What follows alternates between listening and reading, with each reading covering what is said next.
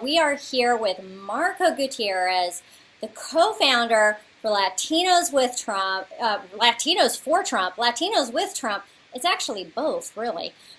We are working hard all over the state with different organizations like Latinos for Trump.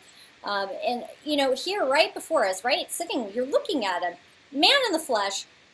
He's basically spearheaded the charge to make a movement, work with people to help get President Donald Trump elected and create the idea that identity politics isn't where we need to be, and he's combating it, but he's leading the charge. Marco, thank you for joining us tonight. We really appreciate you being on the Erin Cruz Show. Hi, Erin. Thank you for having me here. and you know what? Actually, you did say Latinos with Trump. Actually, Latinos with Trump are Latinos for Trump. Right. We were the ones that when I said taco trucks on every corner during the campaign, it made me laugh. All I could do was laugh because it's so ridiculous. They can't handle it. You know, in September. Everybody. But the energy of that, the hashtag was trending for about almost 2 weeks. Yes. And there was just so much chaos that Latinos with Trump had to kind of like distance themselves from me and continue the fight, which that's what happened. So I kind of took Latinos with Trump on a more aggressive manner and not so much supervised by the campaign, right. Because, you know, I had Univision at my house. There was news vans outside my house.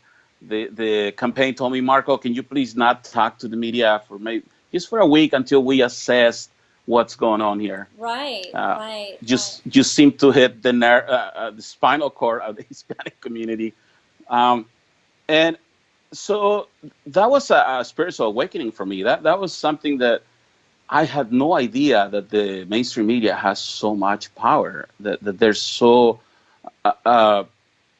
vast, and they have all this. I mean, my hometown, people from my hometown were calling my mom, and they were saying, can you please tell your son to stop saying that he is from here? Oh, goodness. And other people would call and say, hey, Marco. God bless you. Speak louder. Some of the women were doing rosaries at night because I'm from a very, there's like 1,200 people in my hometown. It's a very little ranch in the foothills. It's called La Unión de Guadalupe, Jalisco. So the community there, they're very, everybody knows everything about everybody. So, it's a small but at least town. The little kid that left that town came back through the TV. Oh, so no. that was I think most people were proud of it, but a lot of people were concerned because of the immigration issues around Donald Trump. Right, So that's pretty much how things started for me. Right. Well, you know, part of it is, I mean, if you really think about it, it's a good conversation we need to have. You know, I mean, it's a difficult conversation. Immigration is oftentimes a heated conversation, as you see. But the media likes to blow everything out of proportion. They really do. And they like to manipulate people. And they like to divide people. We have a lot of problems in the United States, and some of them surround immigration. We need a lot of solutions surrounding immigration. And the media isn't helping in that conversation. Instead, when you say something, you know, Latinos for Trump, you say something, they blow it all out of proportion, right? But you can use it to your advantage, and that's what you did. And, you know, I admire you for that. Really, what I said is, it was more like I said that my culture is very dominant and that it's imposing and it's causing problems. And if we don't do something about it, we're going to have taco trucks on every corner. What I meant to say is that you have a population unrepresented that's growing so fast that if we don't structure this people, you're going to have problems. And we live in a subculture, and I'm going to count myself in, where we pretty much cash our check at a Mexican market. We go to church in Spanish. Um, there's no need to integrate in the American way. And that's going to hurt more people because then you have this cash only world that it's a cash only world friendly that people sort of like to be there. You know, they don't claim all their earnings at the end of the year.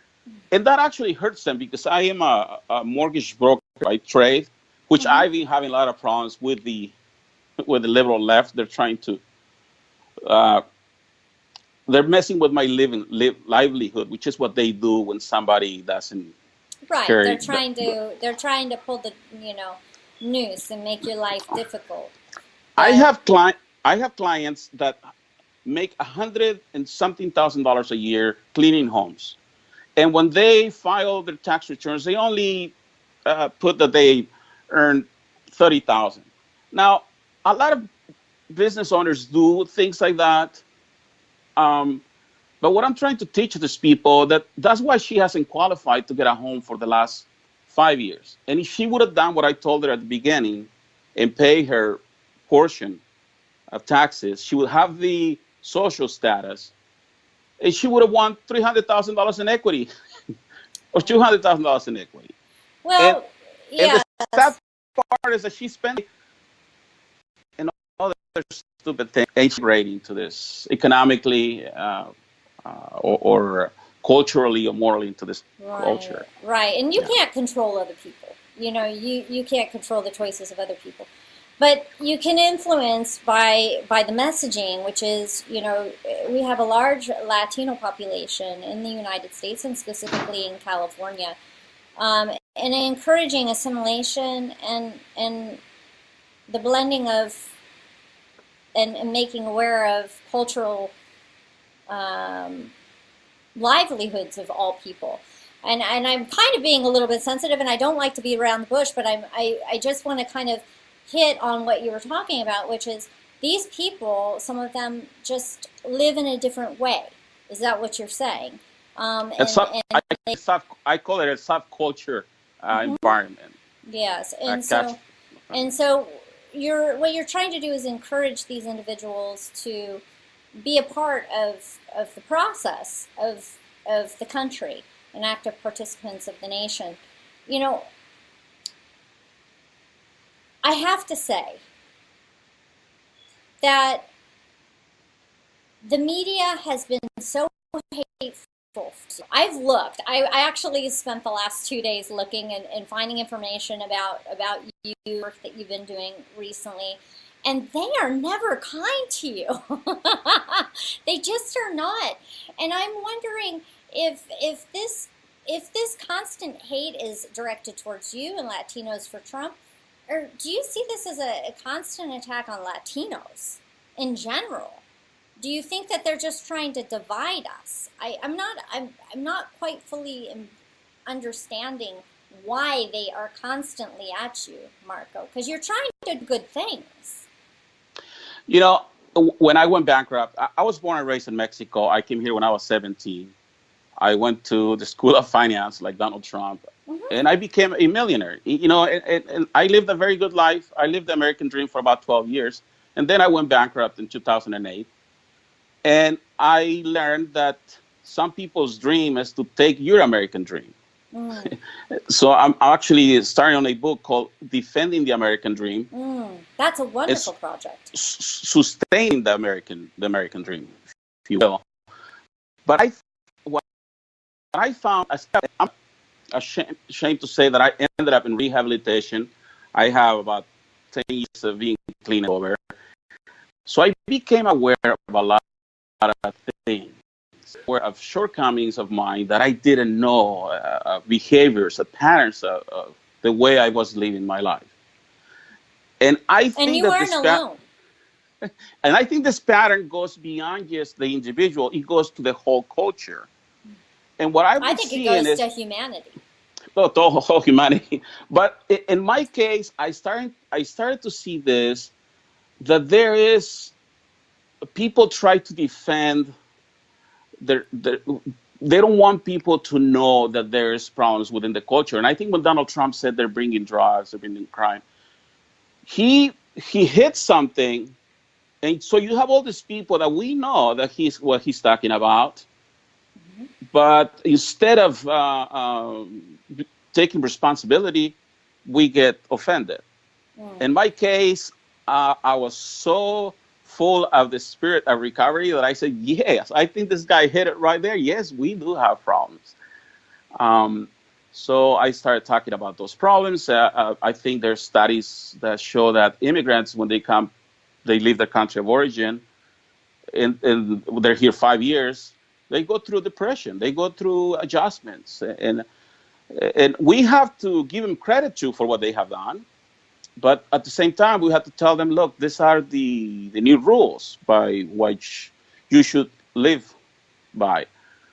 And a lot of these people, they don't want to listen to that, and they want to continue their third world mentality and to play by those rules in this country. And guilty myself, when you grow up in a third with scarcity, extreme poverty, your defense mechanism, your survival skills are off the charts. So when you come to a developed nation, there is things that are you're rich. Your dreams can come true, but a lot of these people become greedy. A lot of these people do not, guilty myself, do not value the opportunities, the liberties, the rights that we have now in this free world. Right. And so that's the conversation. I mean, at the core, that's the real conversation you're trying to have, through the media. Yet the media bastardizes and it perverts everything that you try to communicate to alienate people rather than build people up and to unify us. Because, what I read from what you stated were really just truthful facts or information or perspectives, and the way they would interpret it, or the mainstream media would interpret it, is so perverted and negative and divisive. So what do you think their ultimate goal is then of the media and their role in all of this? Because they do have a large role, like you said. You found out they have a lot of power. Yes. I saw that, and I call them modern wizards, witchcraft almost, to a level where they make up something and they put it on TV and they repeat that so many times, and people actually do take that at face value. Right. And I feel for people that are actually going through, they're going through this psychological issues because of all the lies that Univision, Telemundo have said about Donald Trump. Right, and they're fed false information. They're not fed truth. Actually, you know what? Don't you think that should be illegal? Actually, you actually, it's fraud because your information is not true, and these people are living their lives in a bubble that they created. I call it a counterfeit version of reality. It's propaganda, and I think you're right. There should be a level of responsibility by the media. I was on a show yesterday with Johnny Nalbandian, and he brought up a Gallup poll which talked about socialism and capitalism and how people viewed it. And of course, all the media could talk about is how the view of socialism has gained momentum and capitalism has fallen. But yet, in the poll itself, if you looked at it, there were certain age groups and certain elements of the poll which were so important, where socialism wasn't gaining ground, it was losing ground, and where capitalism was gaining ground. And different viewpoints, they're not reporting all of the facts. And it's the same case with President Donald Trump. They have a responsibility to report truth and report all of the facts to the population. And Univision, and Telemundo and all of these, they have a loud voice in the Latino community. And when they do this sort of thing, they alienate people from Donald Trump. It's shameful.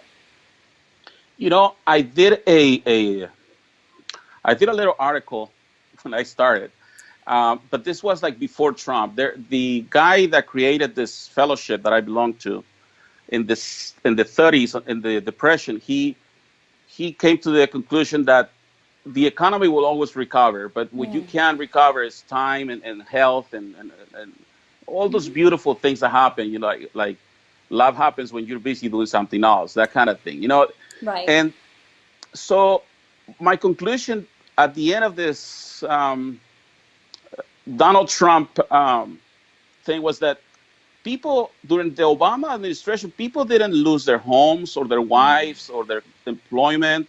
They lost hope and dream, and they have the ability. They lost their faith on themselves and the ability to dream and believe. And Donald Trump comes with all these bells and whistles and Yes. Reignites the country with this. These economic principles that I believe and that every Hispanic believes in. You know, Hispanics are merchants. They understand what it is to trade. They're always giving you a service. They're always providing a service, selling a product. You know, taco trucks on every corner. So small business. You just have to channel that the right way and tell them how to do it properly, so that they can adapt to society in a useful and a proper way. So you think that part of this is messaging? Part of the problem and the disconnect is messaging, and the information that certain segments of the population are receiving? I mean, is that what I'm hearing right now? I think so. I think that you have a lot of emotional issues where it comes to immigrants that have not properly integrated. You have a lot of kids that feel guilty of being Americans. And I talk a lot about that. And I tell them that we need to give permission to these kids to say, you can be as American as you want. And if your parents' country that failed them anyway, because we are so loyal and generational. So for us to break from the tribe, it's very hard. You know, you have this weight, this burden that, oh my God, I'm gonna be an American now, and my dad's country was Mexico, and I'm gonna have to put that flag next to the other one. It's like a sacrilegio, almost like sacrilege. How you say that? So, but we need to somehow. I mean, if there's a war, these kids are gonna fight for our country. So that's where the allegiance belongs. Right. You know, and I think it is true though of many. You know, I hate identity politics. It gets me. It beats at my core because, you know, my family, you know, part of them, half of them, they came from Austria. They escaped the Holocaust. Very, very brutal time with nothing. Wow. You know, and they had to come here with nothing, and I'm sure many of them weren't able to come here, right? And they started with nothing, and they had to work hard. And they left a country that they loved, right?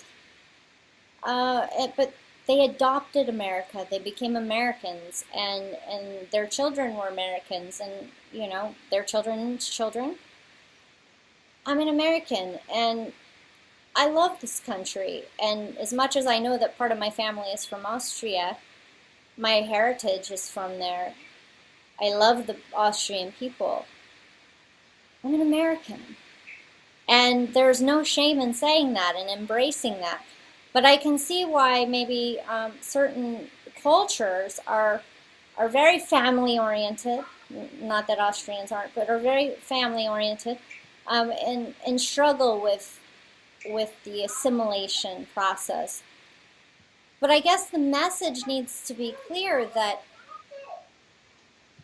you know, we are many different types of people and kinds of people and different cultures here in America, that we're all Americans and that we can love one another, that we can get along, and that we're working towards a common goal. And many of us, what we want is good, strong families, good, strong communities, a good, strong nation where we can live well and prosper. But we also need to be a nation of laws, right? And so I think a lot of it is messaging and also the acceptance, what you were talking about. what are you doing and working for with Latinos for Trump and these other community outreaches to help bridge that gap? You're just having that conversation with people? Well, believe it or not, the taco truck really breaks the ice, Yeah. which is something that I can, both sides, it's hard to approach. I mean, it's easy to approach people, but it is really hard because there is no outreach by the GOP that I could guide myself. So it's kind of like trial and error. And I've been going to different communities, bringing this message. And so it seems that the people that walked here before me, somehow they did not have a path that I can follow. Like even Cesar Chavez. The message of Cesar Chavez has been lost. I mean, this guy was a great man, but I don't think he did a good job putting a successor. Because there's really a disconnect between Chicanos, Pochos, and then the new generation of Hispanics that came in the 70s, in the 80s. Right.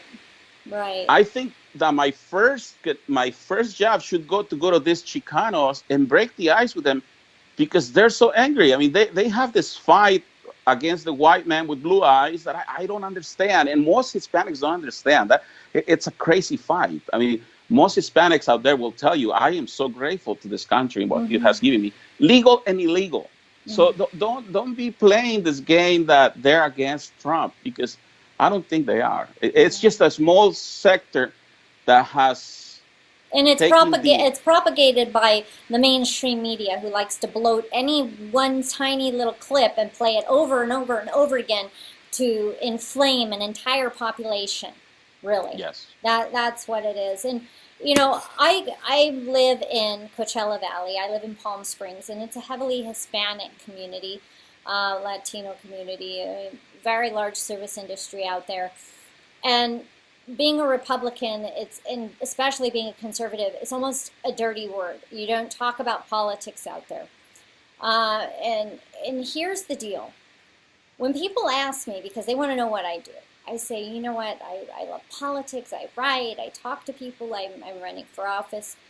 And they ask me about being a conservative and a Republican, and I like to tell them that, you know, Hispanic values, Latino values, strong family values, those are also Republican values.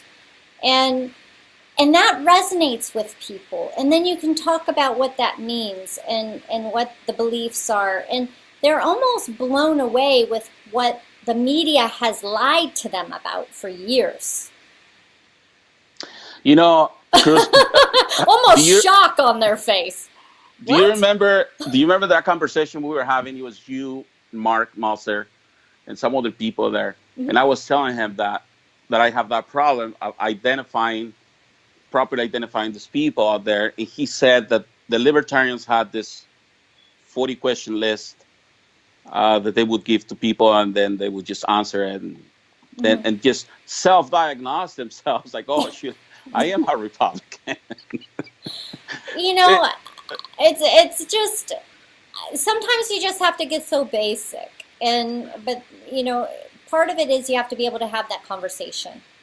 And you know, messaging has been a struggle in the GOP with the Republican Party, but I really want to work forward on that. I think it's important, and I do believe that you play a strong role. You're a very honest man. You speak the truth. It's sometimes very blunt. That's okay.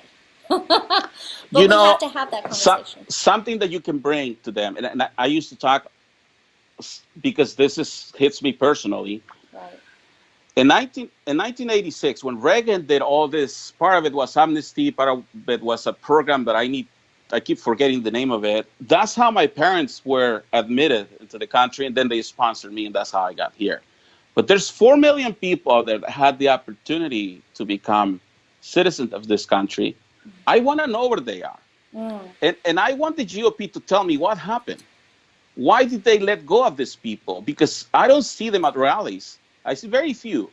Now, I know that Bush tried to get him back when he went in, and the GOP spent a lot of money, Right. and they couldn't find him.